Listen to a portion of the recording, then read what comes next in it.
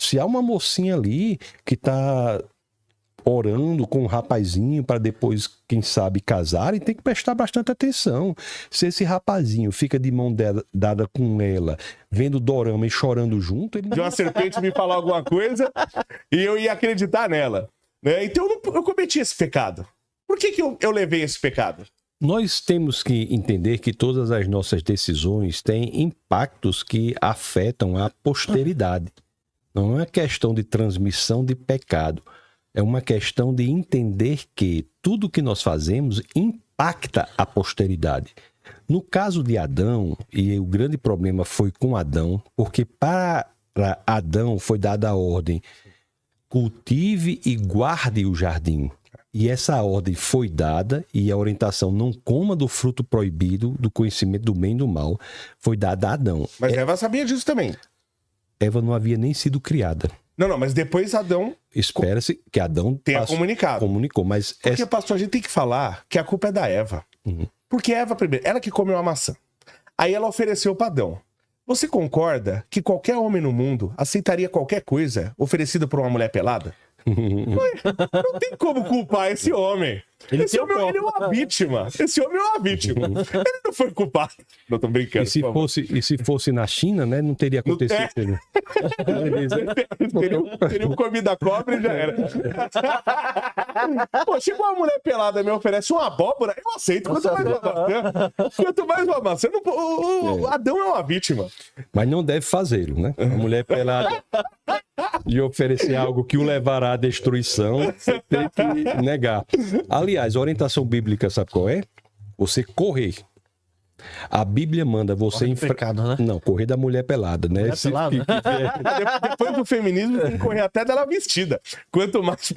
Não, o que eu quero dizer é o seguinte, né? Que isso é uma questão interessante também. Depois nós voltaremos à questão que você trouxe. Mas o homem, quando uma mulher... você sabe que o levará à destruição. Um homem casado, por exemplo, vem uma outra mulher e tenta seduzi-lo, aí não tem discussão, para o levar à traição. A orientação da Bíblia é fugir, não é enfrentar. Claro. Mas a Bíblia manda enfrentar Satanás, enfrentar todos os problemas do mundo. Mais fácil o Satanás. Você pode enfrentar Satanás, pode enfrentar todos os problemas do mundo, mas quanto à questão da sedução da mulher, você deve fugir. Porque a Bíblia diz que você não suportará se você não fugir. Sim. Todo adultério começa com pequenas coisas. Uma carona que não deveria ser dada, uma resposta a uma mensagem que não deveria ser dada. Verdade. Começa gradativamente e o tempo vai passando, você vai sendo envolvido por isso. Sim. Então, desde o começo, você deve fugir disso. É a orientação da Bíblia. Ou seja, a Bíblia está falando que nós homens não temos culpa, que a sedução da mulher é inescapável. Mas aí você tem que escapar. No começo. Você tem que lembrar já dessa... É porque o pecado ele não é apenas uma escolha. Ele exerce um poder. Por isso que a Bíblia se refere ao pecado, a Bíblia como é sábia, como escravo do pecado. Você só é escravo daquilo que exerce um poder sobre você. Sim. Então, cada vez que você cede ao pecado, fica mais difícil para você se libertar. Você consegue com a ajuda do Espírito Santo, mas não é fácil. Então, toda vida que você segue fica mais difícil para você se libertar. Então, você deve ter muito cuidado com o poder destrutivo do pecado.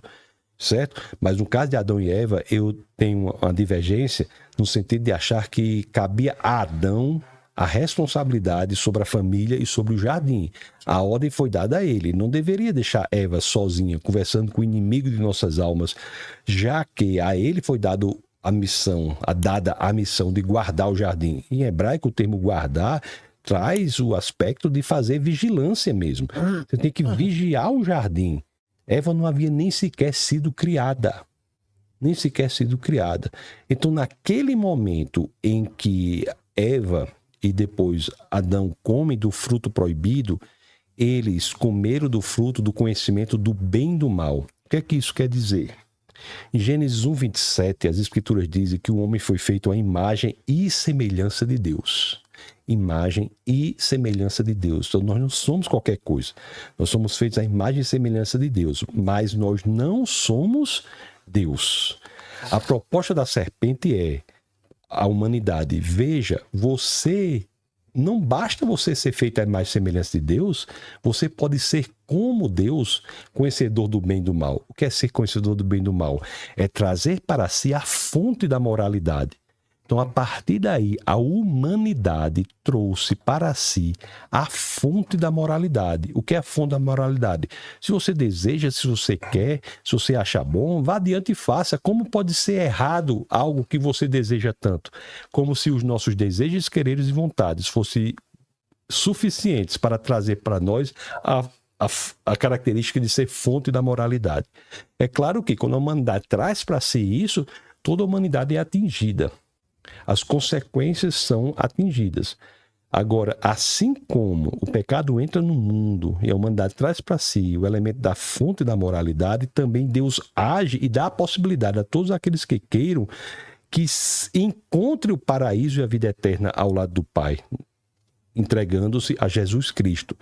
Jesus é o Deus que se torna homem para receber sobre si a maldição que cabia à humanidade. E aqui vai outra passagem da Bíblia que é extremamente relevante. O senhor falou da serpente, porque quando isso acontece, está em Gênesis capítulo 3, Deus olha para a serpente e amaldiçoa a serpente. Certo? Certo. Logo depois, Adão está lá, vendo isso. Adão deve ter olhado e ficado... E agora? Ferrou. Aí Deus olha para Adão, a maldição cai e Deus faz a maldição desviar e cair sobre a terra. Olha que interessante. Alguns acham que Deus fez a maldição cair sobre a terra porque o homem foi feito da terra. Mas os que dizem isso não se lembram que não é característica única do homem ter sido feito da terra. Porque os animais também foram feitos da terra. Está lá em Gênesis 2, capítulo 18, 19. Os animais foram feitos da terra. Mas por que Deus desvia a maldição?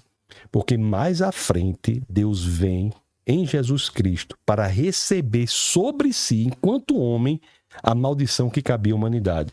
É por isso que a Bíblia fala mais na frente que Jesus se fez maldito em nosso lugar. Mas isso então é a maldição, porque o pessoal fala do pecado original, que a gente tinha o pecado original. Então, na verdade, era uma maldição sobre o planeta, e não um pecado... Não, nós somos afastados da presença de Deus.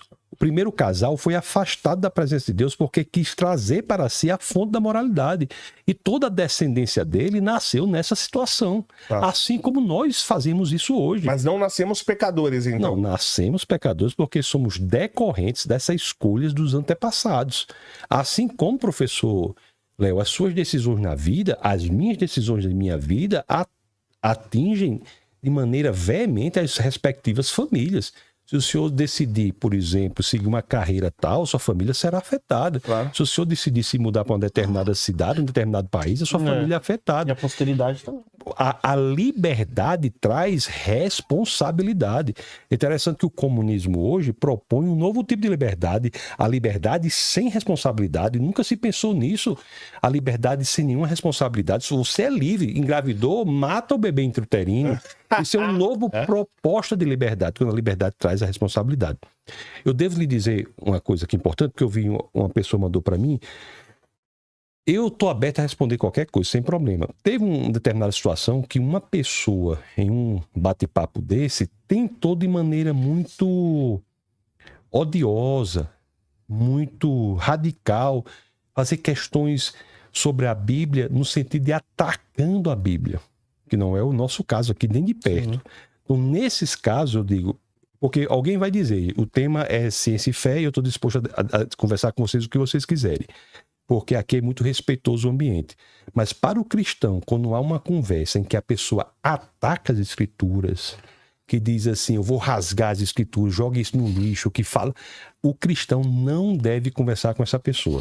Isso é uma determinação do livro de Tito, no capítulo 3, nos versos 9 e 10.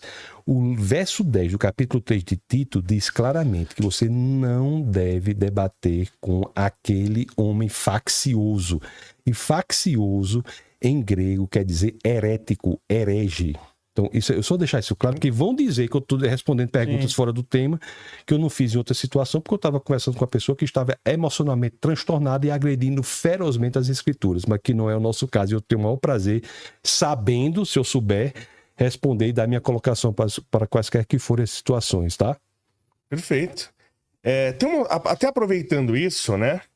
Tem uma parte em Gênesis, se eu não me engano, eu também peguei essa parte aqui, que fala assim, né? Tenham muitos e muitos filhos, espalhem-se por toda a terra e a dominem. E tenham poder sobre os peixes do mar, sobre as aves que voam no ar e sobre os animais que se arrastam pelo chão.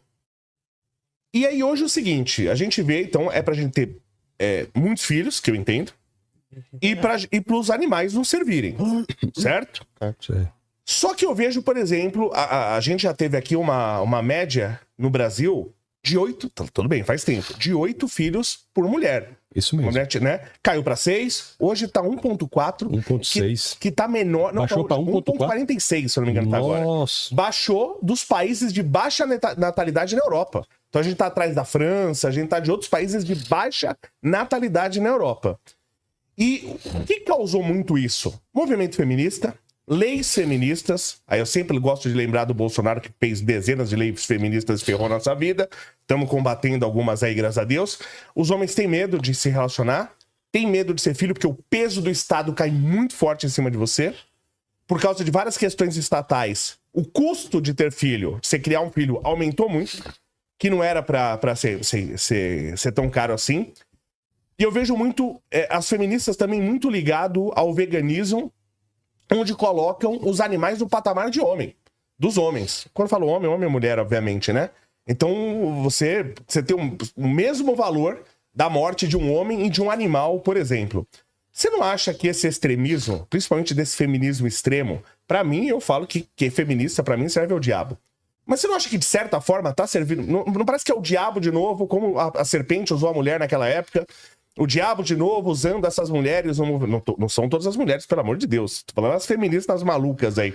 Você não acha que, de certa forma, estão servindo ao diabo também? Porque a gente não tá tendo filho, tá colocando animais no patamar de homem, não tem uma serventia ao diabo aí nisso aí também? O antinatalismo é, sim, um movimento de índole satânica, eu concordo com o senhor. Porque esse movimento cria famílias e, portanto, igrejas decorrentes de famílias frágeis. Uma família com poucos filhos é uma família que é mais frágil do que uma família com muitos filhos. Sem dúvida. Uma família que tem, por exemplo, 5, 6 filhos, sabe como é que os irmãos funcionam normalmente? Pode até haver entre os irmãos um que queira matar o outro, mas se vier alguém de fora, quem morre é o de fora. Verdade, é verdade? É uma organização forte. Sim. De fato, nós devemos confiar no Senhor, ter famílias sólidas, até porque ter filhos é a melhor oportunidade que nós temos na face da terra de propagar a palavra de Deus para a próxima geração. Não há nenhuma outra situação na face da terra em que os laços de cumplicidade e confiança sejam tão fortes como no seio familiar. Agora, o veganismo, da mesma forma. Por que o veganismo é um movimento de índole satânica? Sabe por quê? Porque o veganismo é a porta de entrada para a ecologia profunda.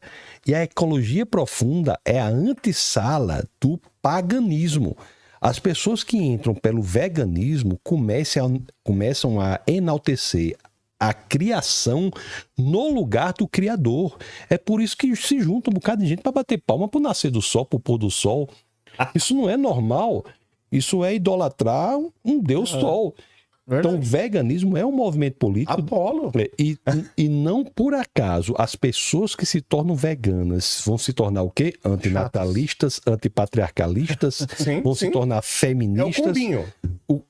Porque são todos galhos do mesmo movimento. E o homem também tem sofrido fortemente. A efeminização do homem é um movimento terrível, porque faz com que o homem deixe de assumir a responsabilidade de liderança da sua família. Os homens extremamente frágeis, parecem umas casquinhas de ovo, são homens que não estão preparados para exercer a liderança da família. O que eu digo para todas as igrejas em que eu passo, orientando no quesito do casamento, na igreja cristã, se há uma mocinha ali que está orando com um rapazinho para depois quem sabe, casarem, tem que prestar bastante atenção. Se esse rapazinho fica de mão dada com ela, vendo dorama e chorando junto, ele não serve para o casamento cristão. Não serve. Agora, Não acredito. Tirando o Matheus, né? Tirando o Matheus. Agora o senhor pegou num pouco. Ele não serve para o casamento cristão. Por exemplo, se há um rapazinho, por exemplo, que faz uso de maquiagens, ele é inservível para o casamento cristão. O casamento cristão existe uma postura específica do homem que está em Efésios, no capítulo 5, no verso 25. Efésios 5, 24 diz que a mulher deve se submeter ao marido. E Efésios 5, 25 diz que o marido está para a esposa, assim como Cristo está para a igreja e se entregou por ela. Sim, o critério, servir não, morrer por ela. Sim. O Cristo morreu pela igreja. O critério para o casamento cristão é o marido ser capaz de morrer pela igreja. Então, qualquer manifestação de homens frágeis não é uma manifestação bíblica. E há muito, inclusive, de problema na criação dos filhos. Então, é por isso que eu já aproveito, professor Luan, se o senhor assim me permitir, dar um conselho aqui aos pais que têm filhos homens, que criem seus filhos como homens. Nada de passar a mão na cabecinha. O menino vai pro sol, é uma absurdidade sem tamanho, derramam-se meio litro de protetor solar na cabeça do menino. O que é todo isso? ceboso. O que é isso? Deixa o menino se queimar, deixa o menino enfrentar. Um dia desse eu vi uma criança correu, a mãe gritou, meu filho, saia do sereno. Se um menino não enfrenta o sereno, o que ele enfrentará na vida? Verdade. Então, assim, nós temos que criar homens fortes, porque homens fortes, famílias fortes, igrejas fortes, sociedades fortes. Então, nessa sua colocação, professor Leonardo, o senhor está coberto de razão. O feminismo, o antinatalismo, antipatriarcalismo, LGBTismo, negrismo, indigenismo, são todos movimentos que vêm da mesma base. O feminismo é um horror. E a mulher não gosta do feminismo. Quem gosta do feminismo é a feminista. Verdade. O negro não gosta do negrismo. Quem gosta do negrismo é o negrista. Sim. O índio não gosta do indigenismo. Quem gosta do indigenismo é o indigenista. E assim sucessivamente. Saiu uma pesquisa na Inglaterra que parece que só 7% das mulheres lá se identificam com o feminismo. Elas acham que precisa ter mais direitos para mulheres, mas elas não se identificam com o feminismo. Lógico, porque o feminismo acaba com a mulher. Acaba com a mulher. Destrói a sociedade. Ela acaba com o homem também, com a mulher também. Mas o senhor não... Eu identifico um certo paradoxo do cristianismo na sociedade, né? Porque outro dia eu até respondi uma pergunta de um cara que falou, mas os países nórdicos que são de melhores IDH são a maioria ateu. Eu falei, peraí, pode ser agora. Mas se você pegar os países nórdicos, Noruega, Suécia, Dinamarca e Finlândia... E Islândia. E Islândia. Você pegar... Aí é que eu pego só esses 4 por causa da banda, porque aí tem Groenlândia e tal, nos que a gente pode considerar. Mas eu pego esses 4 pela... Groenlândia pertence à Dinamarca. A Groenlândia pertence à Dinamarca, perfeito. É que eu pego esses 4 por causa da bandeira. Eu falo, esses países, esses 4 países, que eles tinham até o século 7, 8, que eles tinham uma tradição absurdamente insustentável. Uma tradição maligna, insustentável, de morte, que era a instituição viking. Eles se transformaram e cresceram por causa do cristianismo, e isso tanto é verdade, que a bandeira desses 4 países é a mesma, é uma cruz, só muda a cor. Só que aí o que acontece? O cristianismo... A Islândia também, a mesma bandeira. É verdade, tem razão. Aí o cristianismo, ele traz prosperidade. Isso tem até livros, tem estudos sobre isso. Eu acredito muito nisso. O cristianismo educou o norte da Europa. Perfeito, não concordo. só os países nórdicos, mas também Inglaterra, Irlanda, Escócia. Educou o norte da Europa. Só que aí tá, o paradoxo que eu falo é o seguinte. O cristianismo traz prosperidade. Isso é fato. Né? É fato. Só que aí traz tanta prosperidade... que se cria uma facilidade na sociedade. Por exemplo, a gente quer fazer uma festinha aqui, eu posso ligar e pedir para trazer bebidas aqui. Eu posso ligar e pedir para trazer mulheres aqui. Né? Então você traz uma prosperidade que parece que torna cada vez mais difícil você ser cristão. Porque essa prosperidade também traz muito desejo, muita coisa que te chama a atenção e te desvia do caminho. E aí você vê que essa prosperidade faz com que pessoas saiam do cristianismo. Eu falo assim, o cristianismo nunca é abandonado por não dar certo. Ele é abandonado porque é difícil de seguir. O que eu lhe diria é o seguinte, que é impossível você forçar alguém a ser cristão. Sem dúvida. Isso é diferente de outras visões de mundo religiosas. Sim. No caso do cristianismo, o que existe é uma proposta de convencimento. Ou a pessoa se convence da viabilidade do cristianismo, que é a expressão genuína da verdade, entrega a sua vida a Jesus Cristo e se torna cristão, ou então não se tornará. Existe uma passagem nas Escrituras que diz assim: os mornos serão vomitados. Só se vomita o que se está dentro. Então a hipocrisia é inservível como um método no cristianismo. Ele será fortemente punida. Agora, como é por convencimento, o cristianismo aceita a diversidade, a tolerância, a democracia. Só há verdadeiramente tolerância nos países de matriz cristã. Em qualquer outro país não há essa tolerância. Sim. O cristianismo é, por excelência, a visão de mundo mais tolerante que existe. Você pode analisar, professor Leonardo, quais são os lugares no mundo em que há passeata gay, parada gay. Só em países de matriz cristã, judaico-cristã, se quiser incluir Israel no Oriente Médio. Sim. Porque se você analisar, nenhuma outra visão de mundo permite isso. O Islã não precisa nem dizer. Claro. E o ateísmo também não. Cadê China, Coreia do Norte, Rússia? Onde é que tem passeata gay nesses lugares? Então o cristianismo é a favor da liberdade. O homem é livre para escolher e arcar com as consequências de suas escolhas. Mas o senhor não entende que o cristianismo... Eu não estou falando que é culpa do cristianismo. É culpa das... Por exemplo, tem uma igreja que eu frequento assim. Eu não sou de frequentar a igreja, né? Mas tem uma que eu tenho muita simpatia. E está acontecendo uma coisa lá interessante, né? Os jovens, eles tinham que decorar versos bíblicos e recitar.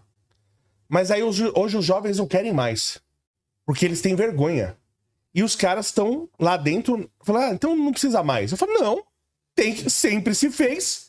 Ele tem que decorar, tem que recitar. Se ele tem vergonha, é problema dele. Todo mundo sempre recitou, a vergonha só surgiu agora. Então você não entende que a gente está criando facilidades na vida que está fazendo os jovens se afastarem do cristianismo? Ô Luan, no último bate-papo que nós tivemos aqui, eu tive a impressão que o professor Léo seria cristão. Agora eu tô tendo a impressão que ele vai ser pastor.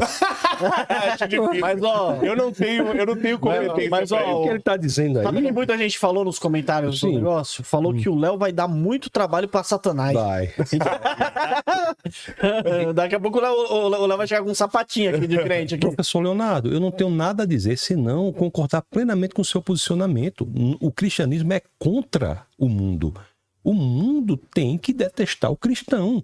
Porque nós andamos na contramão do mundo. Nós nadamos contra a correnteza. Então, se a pessoa não sofre algum tipo de perseguição em razão da sua fé, é bom que reavalie a sua saúde espiritual. Não existe isso de você negar a Cristo, negar, ter vergonha das Escrituras. Isso não é cristianismo. Sim. O pastor tem, de maneira muito veemente, de chamar as pessoas à responsabilidade, dizer que Cristo morreu por nós. Foi Cristo que nos deu a liberdade interior, graças ao sacrifício que ele fez na cruz. O cristianismo nos coloca em outra perspectiva. Nós olhamos para a eternidade e tudo aqui fica em uma nova dimensão. Nós não ficamos aqui preocupados com situação que não sei quem vai me perseguir, não sei quem vai gostar. É a verdade. Pode o sangue dar na canela, pode chover canivete, nós não negamos o nosso Senhor e Salvador Jesus Cristo, e este é o testemunho de cristãos até hoje. Mais cristãos foram mortos no século XX em razão da sua fé do que nos 19 outros séculos somados. Até hoje, um sem número de cristãos são mortos e torturados porque simplesmente são cristãos. A Bíblia, que é um livro, é proibida em quase 50 países. E até hoje, pastor? Até hoje, Coreia do Norte, Somália. Tem um site que fala, sempre vai atualizando, claro. Portas abertas, né? Os 10, não lembro se é isso, mas os 10 países mais perigosos para cristãos.